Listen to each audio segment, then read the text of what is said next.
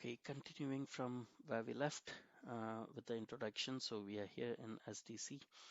So we right click on our server here, configure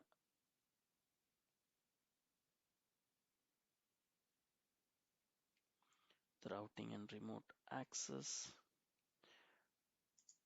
Welcome. So it says whether you want to configure a remote access or a NAT or a virtual private network or a secure connection. So you can go for the secure connection between the private network here, or you can just choose a custom configuration and then you can still go and configure it.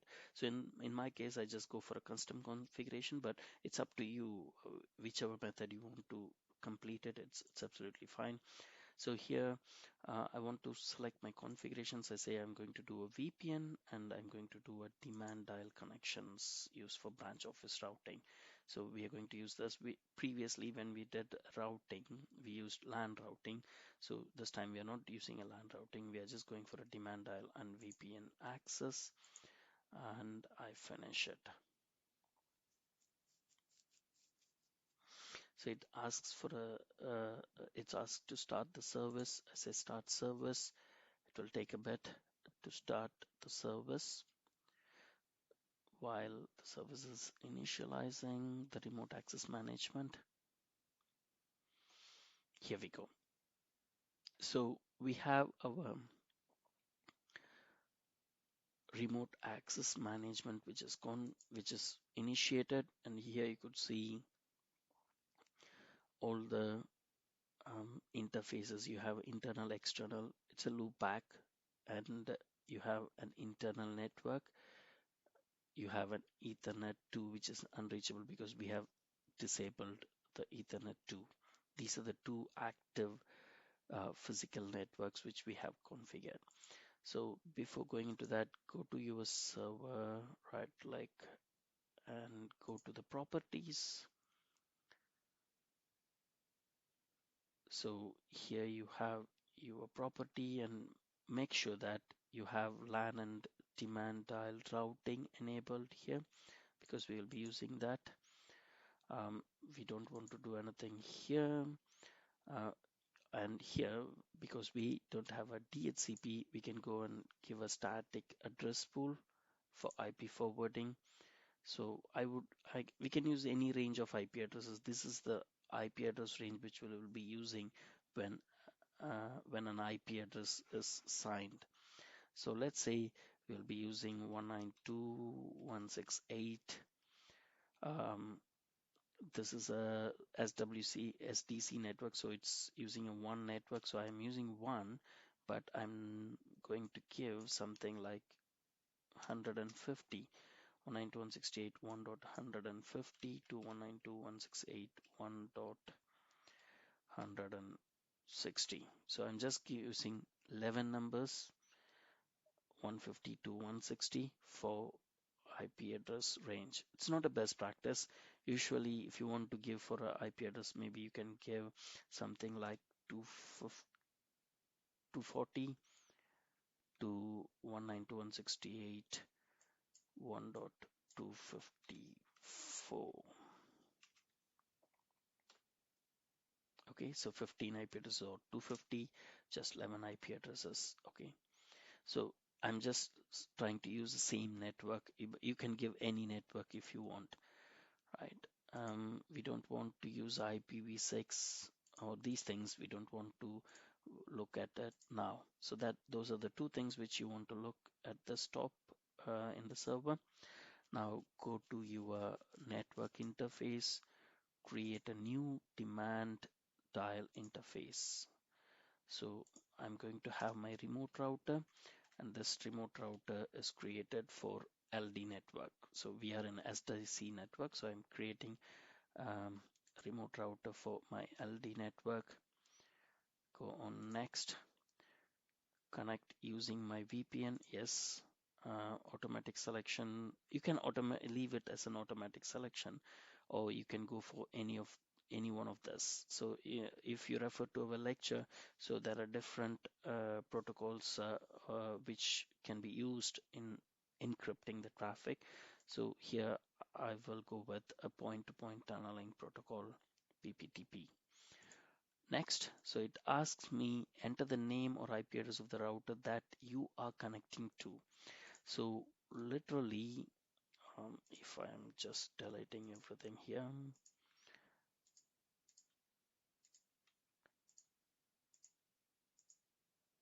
we are here, we are configuring this DC, and it is asking us where will you be connecting to, what is the destination address. So my destination address should be this interface here, right? So which is a 10.2 if I'm not wrong. So let's go back here and say the destination IP address is 10.0.0.2. Okay, because if you want to establish VPN, you need a connectivity established already. And route IP packets on the interface, add a user account so a remote router can dial in. Yes, I would. Static routes, here it asks us to give a static route. This is the static route. See, this is the difference between a dynamic routing protocol and a static routing protocol. In our previous videos, when we configured RIP, we gave our network. So this is our network, right? Because dynamic routing protocol advertise their network to others, whereas a static route is where you statically tell where the route is. You have to tell this is the route you have to go, this is the interface you have to go, right? So the route which we want to connect here is 192.168.2.0 network, and it's 255.255.255.0. So I say that you're going to use this demand dial connection here to connect to this network, which is here. You'll be connecting to 192.168.2. network. You will be using, or you will be using this interface to connect to this. This is what we are trying to tell here. So the metrics, you can give any metrics here, 100, 150, 1 until 256. So here I just give 150 or just give 1, it's fine. So we have our static route. If you want to add multiple static routes, yes, you can add it. But now, yeah, it's one static route for us for the topology. So it's this is the router and it needs a dial-in credentials. I'm just going to give a dial-in credentials.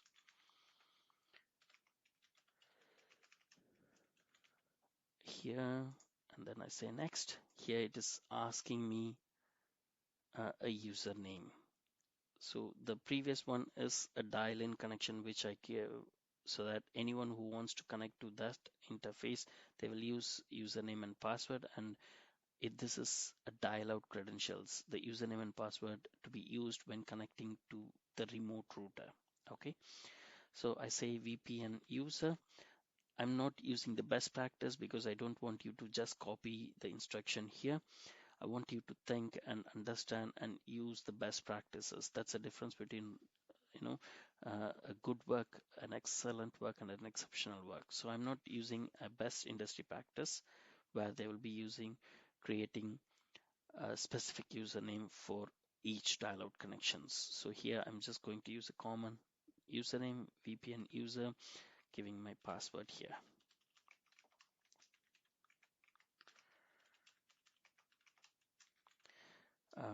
So if I'm going to use a username VPN user, which means then I have to create this user. That's really important. So before we go next, let's go to the server manager here and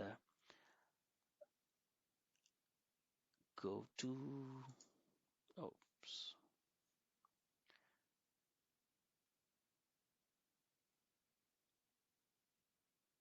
Yeah, so go to users and computers.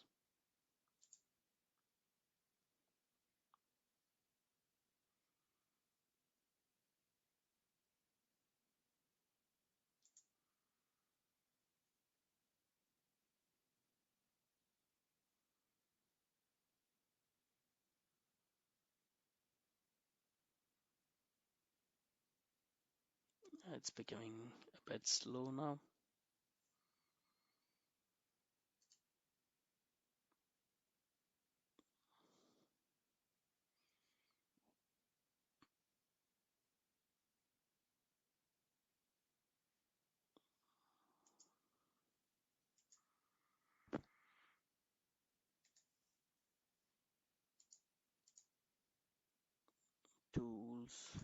users and computers. Here we go.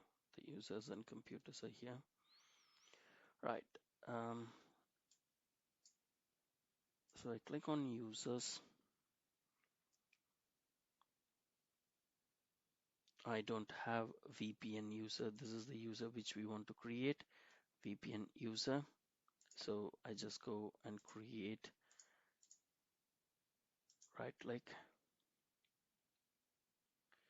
new user, VPN user,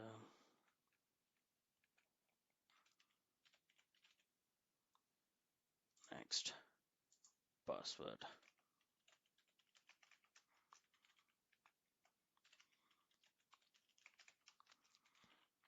And then I say user cannot change the password, or password never expires. That's fine. The other thing which I want to do is go to the properties of this, click on dial in and say allow access.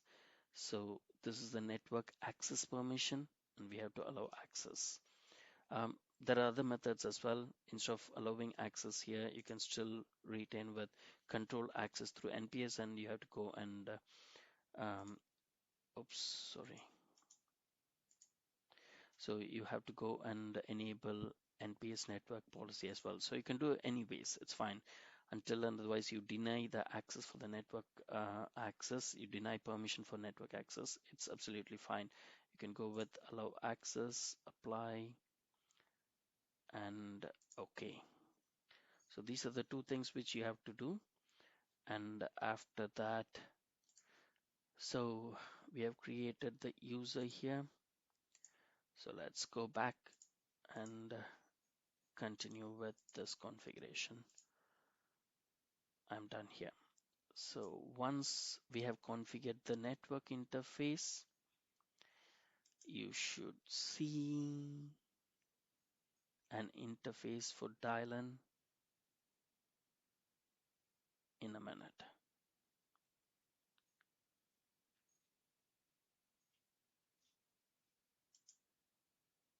Right, while we get that, we will go back to this server and we are going to do the same steps again here as well.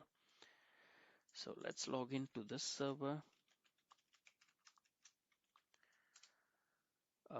Right, so just checking, yeah, refresh, and here you could see that you have your remote router. It's demand dial, it's enabled, it's disconnected, because I say why it is disconnected. So before that, you go to the properties, you can see it's going to connect to 10.0.0.2 interface. It's demand dial. Okay. You want to make a persistent connection, click on persistent connection. You want to make it a demand dial, you make it a demand dial. So it's a PPTP. That's what we have configured, because we can do anything. And if you want to allow these protocols, you can allow it. Or if you want to use EAP authentication, you can use that as well. That's a different authentication systems which we have. So here we have IPv6 and IPv4, right? So it's disconnected because it's a site-to-site VPN, like I said. So what we have did is literally we have configured this gateway. We haven't configured this gateway, so it is disconnected because it is not having any partner to communicate with. That's why it is disconnected. So let's go to this guy, the L server, right click, configure, next. I'm going to do a custom configuration, VPN and demand dials. This is the same thing which we did. So just start my service, and the service started. So as we said previously, the network failed, isn't it? Just double, yeah, it's failed because there's no routing. Right, go to properties first for the server, check whether the LAN and demand dial routing is on. So then we go for IPv4, give a static address. So give an IP address 192.168.2.240 and 192.168.2.2. 192.250. So this is the range of IP addresses which I'm going to assign when someone is connecting from L server from London campus to the Swansea campus. Say OK. That's it here. I say OK. Going back to the network interface, a new demand dial interface. Next, I'm going to do a remote router. This time I'm going to do it for Swansea.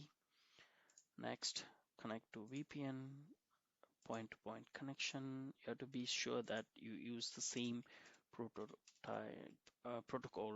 security protocol every place. 10.0.0.1, route IP packets, user account here. So I'm going to specify the network connectivity, which is 192.168.1.0 network, 255.255.255.0, and the metric I gave one there, so I'm giving the same one here. So metric, so if you have 2 or 3 routes, right? And if you want to say that this is my first route, this is my backup route, this is my third route, then you can say, you can give a metric for route 1, route 2, and route 3. Okay. Now I'm just giving you a research question to say that if you're going to have 3 routes, okay, you can just go and refer to the resources and come up with the answer. So it helps you to better understand. So you have 3 routes. Say if you want to go to this destination, you go through 192.168.1.0, and then you can go to 192.168.4.0, 192.168.5.0. There are 3 routes. Okay. But you want to say the prioritize 1.0 as the first network, 4.0 as a second priority, and 5.0 as a third priority. If that is a case, so how will you give the metric? So will you go from low to high, like metric 1, metric 2, and metric 3 respectively, or is it like metric 3, metric 2, metric 1 respectively? So how is the metric? The lowest value gets high priority, or highest value gets low priority? So whatever it is, so you can just go and do some research on that. So it's remote router SW. I'm just giving a password here. This is a dial-in credentials. If someone is dialing in, okay, configure the username and password that the remote router will use when it dials into this server. When someone is dialing into this server, this is the username and password. And here we're going to create VPN user, and then we are going to give 1, 2, 3, 1, 2, 3. Right. Okay. Next, finish.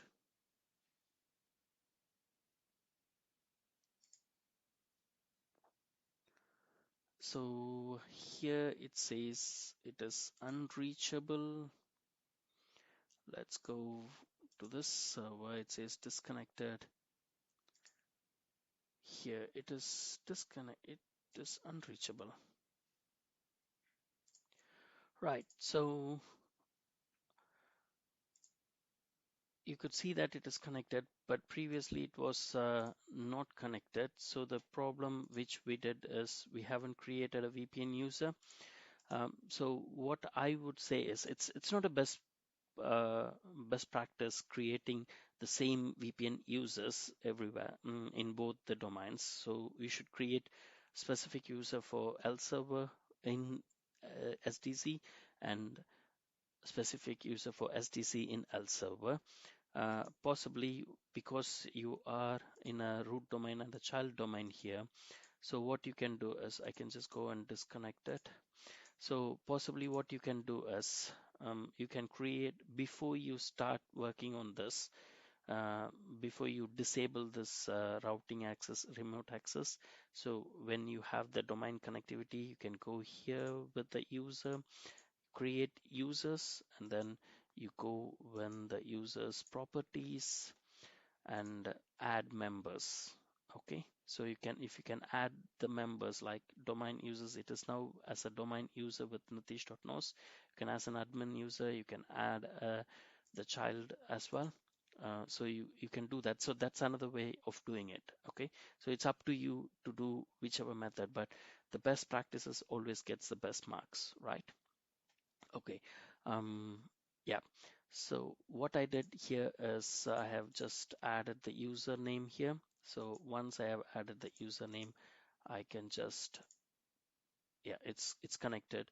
So I can just go and connect it again. You can go and connect it again. So let's see if it is connecting. Yep, it's connected. So our site-to-site VPN between these two networks are established. So let's go here and say, because I'm in L server, I say 1.1. Here we go. You get connected successfully. So it's not just this one you have to do. You also show the route print, route print to show how the network is connected here.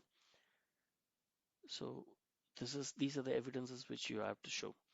So you are connected to your network destination is 192.168.1.0, and see it is connected through the interface 1.244, which means that's the IP range which we have given.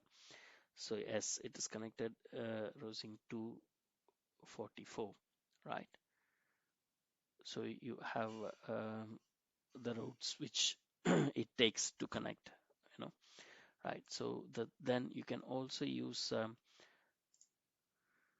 PowerShell scripts to check it.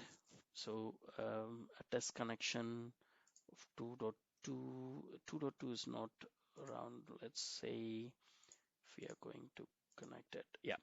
So you can use test connection here to test the connection, and you can verify whether the VPN is working or not, right? So uh, this is how you work with your VPNs.